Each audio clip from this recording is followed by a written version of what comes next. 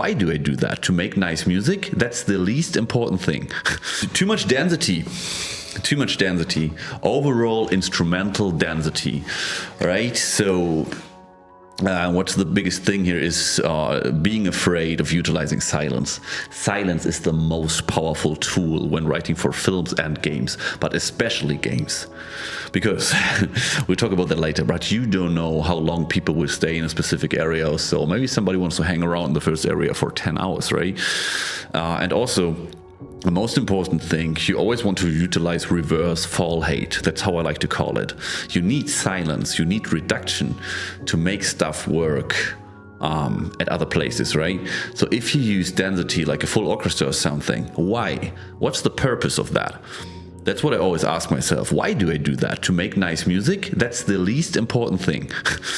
It's the main reason, or the main goal of music is to support the visual layer, the gameplay layer, and the narrative layer, right? These are the three main layers, and we are supporting these with psychological tricks in the end. And beautiful music is one of these psychological tricks. But that's what I saw very often, that it starts very big, a lot of melody and so on. And yeah, so it's too much instrumental density and also melodic density. We'll talk about that later. The second thing is, a too complex adaptive concept, adaptive or dynamic concept, which results very often, that's what I did during most of my early game music productions, in simply being super confusing for the audience. I always try in my concepts that I write down to establish 2 or 3 big lead adaptive elements that I want to utilize. So people can get used to it. For example, same with leitmotifs, instrumental or melodic leitmotifs. If you take too many of them, in the end the audience is only confused, right? You don't write music for other musicians or other game music composers, but for regular people, right? For consumers. And the amazing thing about music is that because it's like an universal language, and music psychology always works the way it works, you can achieve specific things in the target audience subconscious mind, let's say, in the end, right? But if you do too much, it's just confusing. So here it also leads to that I saw what most people did when the first enemy popped up, that there was an intense battle theme, like battle layer, drums join, or a distorted synthesizer, heavy stuff, right? And that may be cool, but then again, think about this. First thing is contrasts. You're in a lonely world there. And that's what the good entries here did, right? A very reduced musically theme in the background. You're only supporting. The player doesn't know where you are, and the little cannon also doesn't know. So you could also go for a reduced, rather positive musically layer, or rather negative, scared. You could pick any emotion, but in a reduced way, because you want to have some reverse fall height for later, right? And this also applies to the number of instruments you use in the beginning. You don't want to use all of them, because why? Then they are connected to nothing. You want to connect them to things maybe, and then make use of them later, right? Instrumental density. Same for melodies. Too many melodies in the beginning already? Why? Maybe you want to establish something in the beginning, but then there has to be a reason. If you have too much melodic density all the time, then melodies mean nothing. Big melodies only work in contrast to like reduced melodic elements, right? Same with the battle themes. That's the thing. It's too much. There's no additional space then, right? And also, some of these battle themes, what also happened with you die and then there's a little motive, like a signal, you did bad, but here, hey, try it again. I understand the thought here, but imagine this happening 20, 30, 40 times. Maybe people die often. Maybe there are a lot of fights in the game. You didn't know, so you should think that there are maybe a lot of fights, right? And then think about that. You have the reduced background music, big fight, background music again, big fight. After it gets repetitive, right? And then it's only annoying. So if you go for a battle layer, if you want to create additional suspense, tension, you know, make it in a reduced way, maybe. That's what some of these entries did, and really, really good.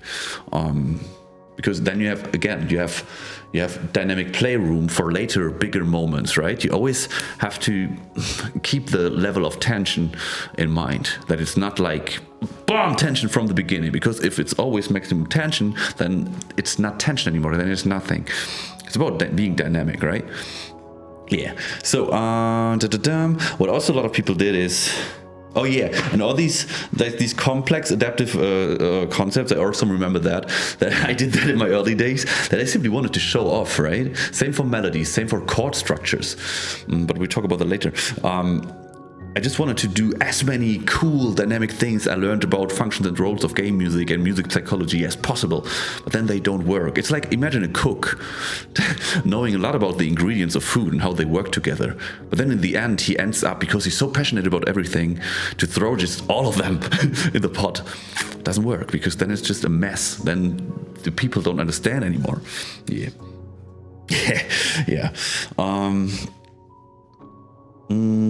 To establish instrumentation. A lot of people went for a full orchestral from the beginning, and you have to work with what the audience expects, right? That's also an interesting thing, by the way. There is the reception situation, what it's called. For example, when I work for the Chinese or the Asian market, there's a completely different reception situation, because they have other established things in their culture and so on, right? Then you write in a different way. You have to, because they have a different reception situation, and you have to adapt to that a little bit. For example, if you have a fantasy theme, a world or something, you probably want to use some of these established fantasy instruments, right? But then you can also break with them. And you also shouldn't use all of these instruments at once, probably, because why? Why not connecting, for example, the strings, the whole strings to interesting elements, or this whole machines versus nature setting here in this game, right? Why not making something with that, connecting the strings to the tree area? Like, give instruments a purpose. I like to give instrument a purpose, not brute forced, only if there's a reason, and then only a set, like 2 or 3 good ideas per game, right? And yeah, that also leads to the next thing, like that often the instrumentation simply wasn't that interesting. it's just like, where's the purpose? Some people also did try to brute force an ultra interesting instrumentation, because I often talk about that I like that, I think. But then again, I ask myself, why? It's about purpose. If I use an instrument, I always think about why. What's the job of this instrument? What I want to achieve in the mind of the audience, like in the result, right? Not standalone music. It's always about the audio-visual gameplay narrative thing in the end, right? What do we want to tell? What feeling do we want to create here? So, there's a lot of space for example, an interesting synthesizer connected to the mechanics, or let's say, something classic as danger level, or maybe the knowledge about these machines, right? You hear these sounds, maybe a synthesizer specific one when you meet that's not what I did with my concept. I did something different, but it's just another idea. You meet the machine for the first time, you fight them, but why? Maybe it's a slight synthesizer that joins the background ambience, and maybe the synthesizer becomes more weird, more distorted, the more you learn about them, because the more you learn about them, you notice you know nothing about them. It becomes, you know what I mean? Just give it a reason. And this stuff works subconsciously. Instrumental motives work. It's simple psychology. Some people simply went for ultra-linear writing with hyper-complex transitions. And then it changes BPM and this and that, and cool idea, but it doesn't work in-game. So that's something you always have to, but that's something that you can only learn when you work in engine, right? That's why it's valuable to learn whys and so on. Too complex melodics, that's what I already talked about, like the density, melodic density, same thing. And also when it's too complex, I mean, some people started with an ultra-complex chord progression, and a complex chord progression with an interesting out-of-key chord, for example, only works if you established the regular, or works better if you establish the regular chord progression at the beginning. Let's say you connect a chord progression in a melody or a phrase to a character, and then in a specific important situation, you key shift one of the chords. Interesting effect, right? Because you already established something. What I also did all of these mistakes for years, by the way, right? Like to go for ultra complex chord progressions to impress other musicians is not the goal. We don't write music for musicians. That's ultra important. Where exactly start with uncommon. Yeah. So that's something. Melodic density. Tease it. Yeah. Don't go for the full melody. Melodies are interesting, right? I try to hurry up a little bit now because this video is so long. I don't even know how I put this on Instagram. Melodic density, right? If you use the full melody, if you want to go for a melodic motive that's either connected to an instrumental motive or not, if you go for the full melody in the beginning, that's not really good, because then you already made use of the full melodic potential, right? So you want to write a melody, a leitmotif, that also, in the best case, already works with the first 4 notes or so. So a phrase of the motive, right? That you can use this phrase as the main motive, that the first 3 maybe even notes are enough to remind the player later on. So maybe start in to establish it step by step, and then later make it escalate when you use the full melody for the first time. Because melodic stuff, too many also too big spans between notes are always a distraction. And here you are in this world where everything should probably, in my opinion, be reduced and just an atmosphere, a mood. And then like a big complex melody is a distraction, because then you push yourself like, hey, here I am the melody, please listen to me, I'm good. Maybe you are good, but now it's not your turn. Step back, my man, right? So use that for important moments, or keep it back for important moments. Yeah. Wait, I, for example, waited for the first melody reveal until a really specific thing. Then out of nothing, the connected piano that I created for the little canon, that's really mechanic piano, comes and plays the full melody. And in the beginning it was only teased with reverse notes and so ultra reduced. Not saying that I did the best thing here, right? I mean, I think that, of course, but somebody else would maybe even like your stuff more than what I did. And then the biggest thing, general missing knowledge about adaptive functions and roles of game music, right? So a lot of stuff was like, yeah, here's track A, here's track B, here's track C, and that's totally fine. But in the end, it sounded often like one big track.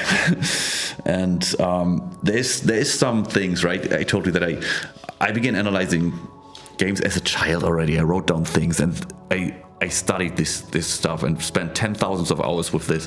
And there are so ultra brutal, complex knowledge things about music psychology and these functions and roles. And there is something simple like use music as a signal.